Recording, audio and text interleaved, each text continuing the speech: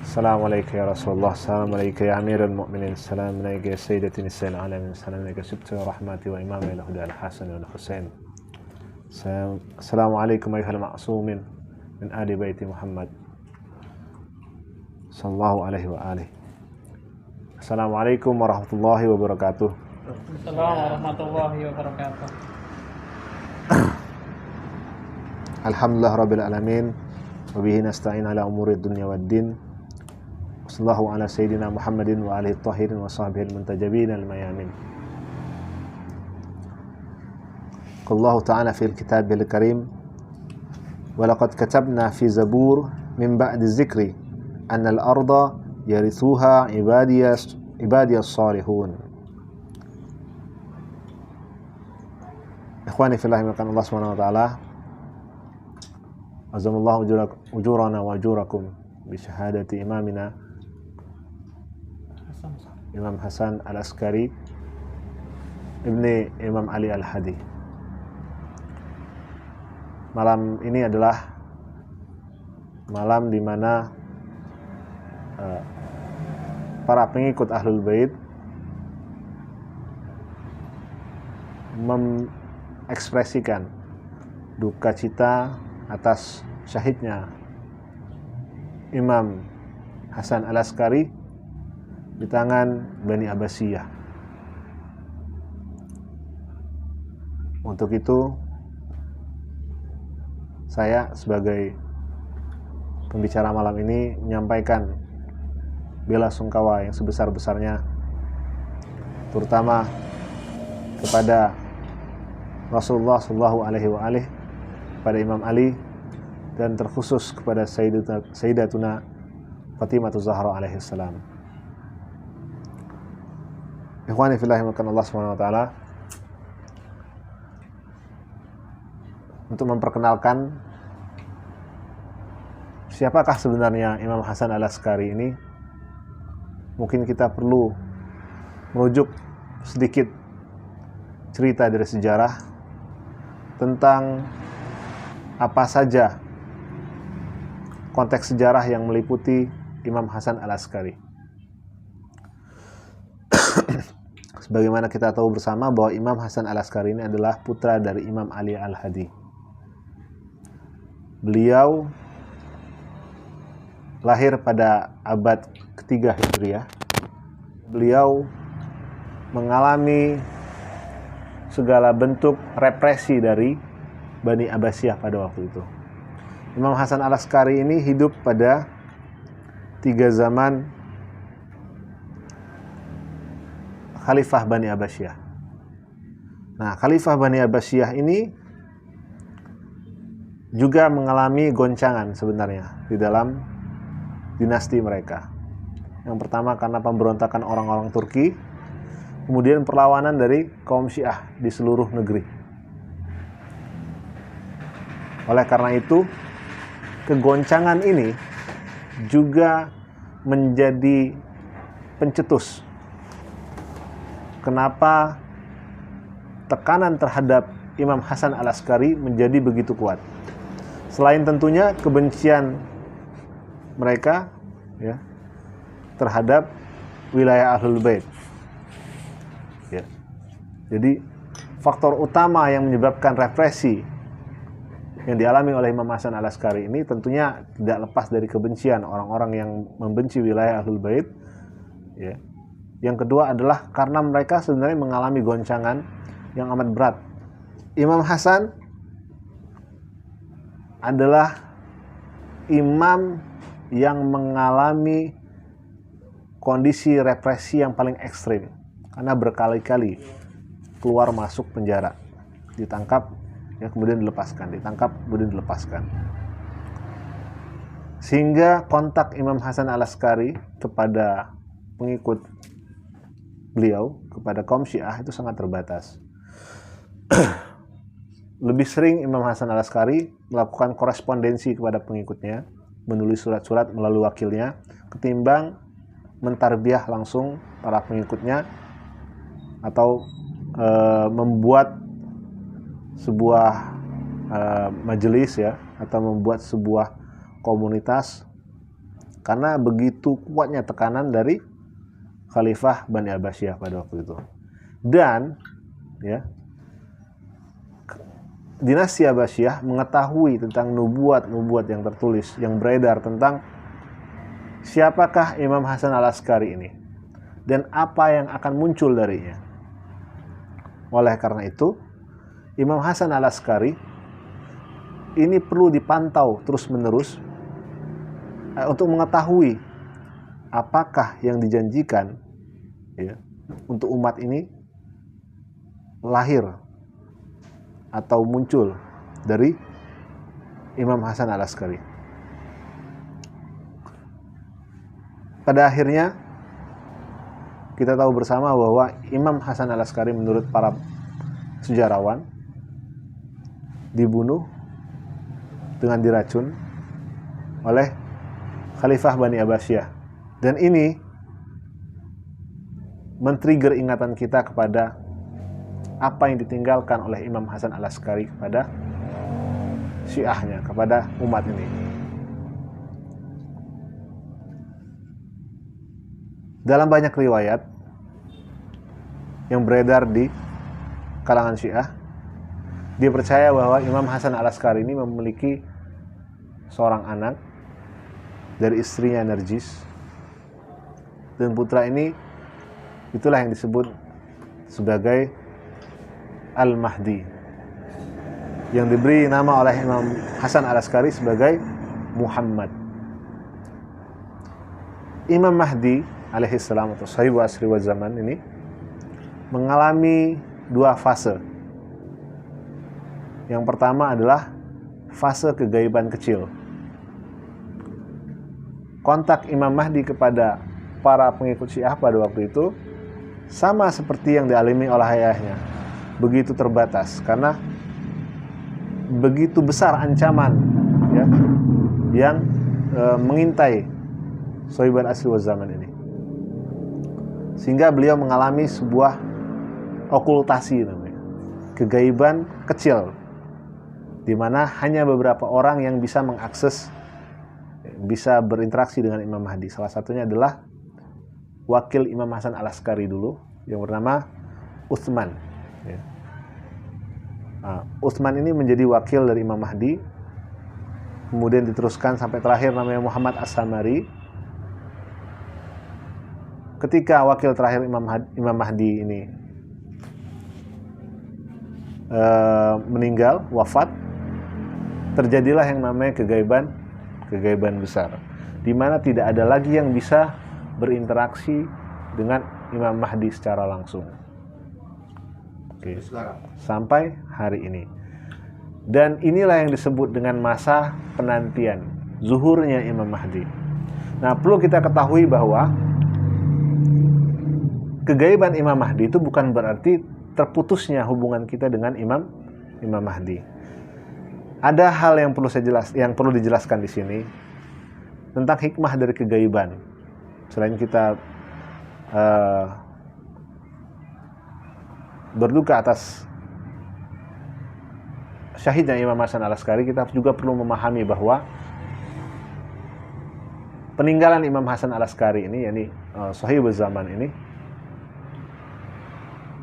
perlu dipahami tentang makna dari kegaibannya. Orang-orang sering mengkritisi ya, pandangan Syiah tentang Sahibul Zaman. Kenapa ya imam orang Syiah itu gaib, hilang, gitu, tidak bisa diakses itu?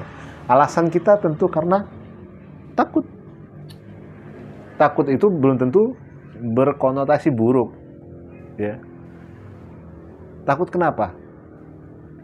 Pada zamannya, ya, pada zaman kegaiban kecil, Imam Mahdi mengalami, ayah Imam Mahdi mengalami represi yang begitu kuat dari para penguasa, tekanan yang begitu kuat. Dan ini pasti bakal terjadi pada Imam Muhammad Ibn Hasan Al-Askari atau Imam Mahdi. Oke. Ini menandakan bahwa apa yang dialami oleh seluruh imam pasti bakal dialami oleh Imam Mahdi. Itulah kenapa Allah Subhanahu wa taala menjadikan kegaiban ini sebagai perlindungan bagi sahibaz zaman. Ilustrasinya sederhana. Seandainya kita memasang lampu pertama kita pasang di depan. Kita punya 12 lampu. Lampu pertama kita pasang di depan. Malam itu juga dilempar orang pecah. Besok kita pasang lagi, ya kan? Kita pasang lagi. Kemudian dilempar lagi, pecah. Sampai lampu ketiga, lampu keempat, lampu kelima. Sekarang lampu terakhir. Ada lampu terakhir. Berdasarkan pengalaman yang sudah-sudah, kira-kira kalau lampu ini kita pasang dilempar nggak? Besar kemungkinan dilempar dan bakal pecah. Sekarang lampu inilah lampu satu-satunya ya yang bisa menerangi halaman kita, yang bisa menerangi dunia kita. Tapi dengan kondisi masyarakat yang seperti ini, mungkinkah kita akan menyerahkan lampu kita kepada masyarakat yang bobrok ini hanya untuk dilempar, hanya untuk dihancurkan? Nalar seperti inilah yang mungkin bisa kita pahami kenapa Imam Mahdi digaibkan. Karena umat ini ya adalah umat yang tidak siap. Tidak siap dengan kehadiran cahaya yang begitu terang tadi. Imam Ali juga pernah bersabda, kenapa di zaman ini celotehnya orang-orang yang membenci Imam Ali.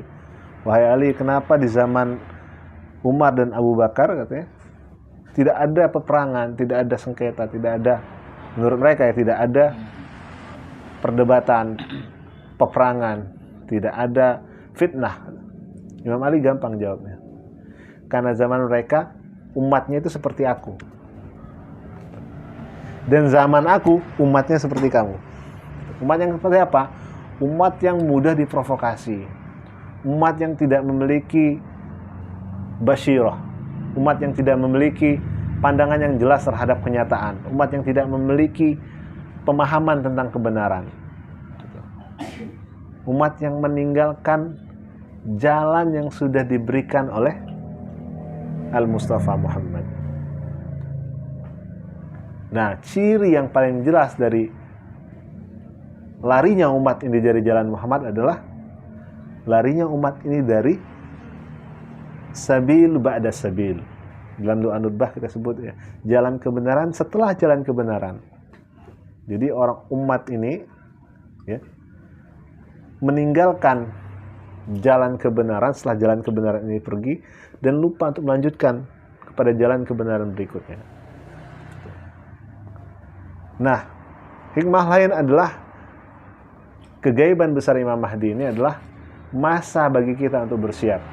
Jadi penantian itu bukan hanya menanti gitu, menunggu diam, enggak. Penantian itu ya sebagaimana disampaikan oleh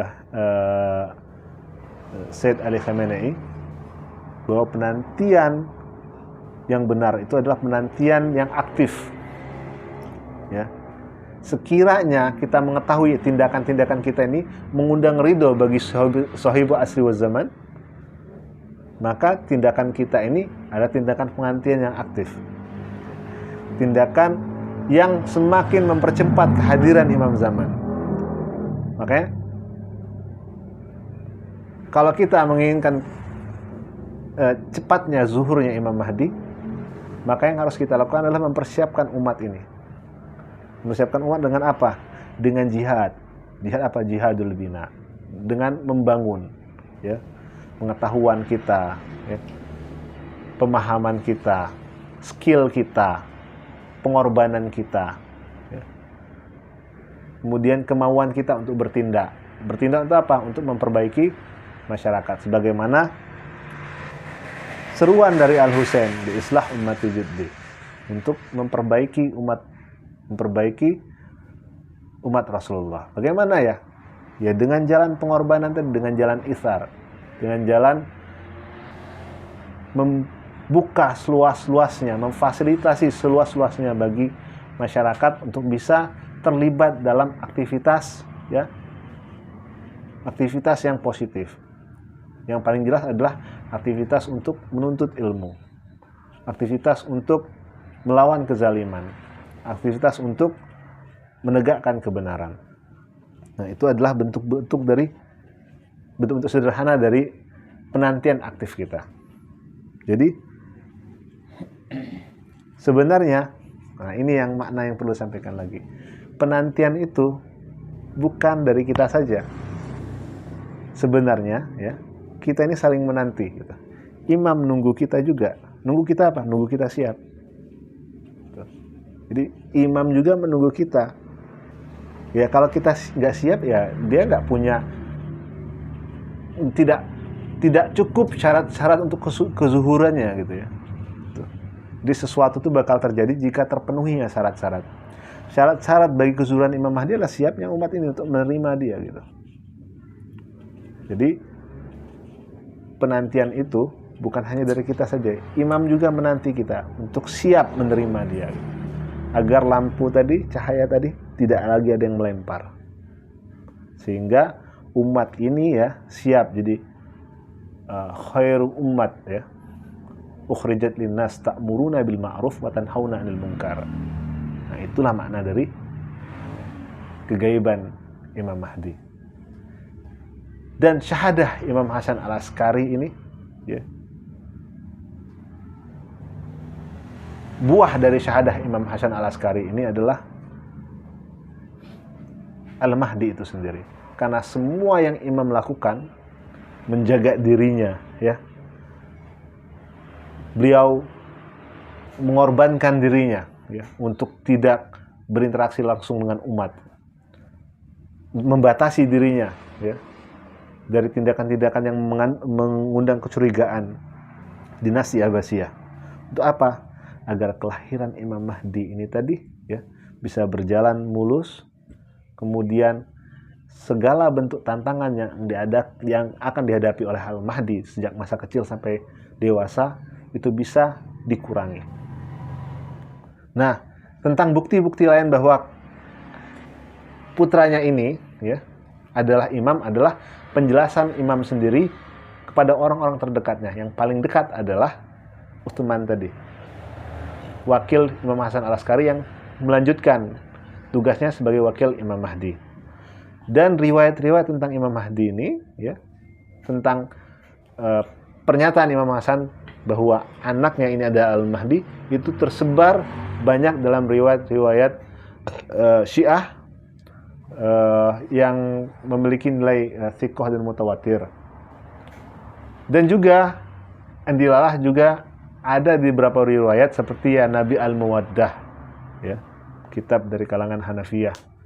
Juga andilalah juga ada dalam tradisi lisannya kalangan thariqah. Nah, artinya malam ini kita menyadari bahwa syahadah Imam Hasan Al-Askari itu, ya, memberikan buah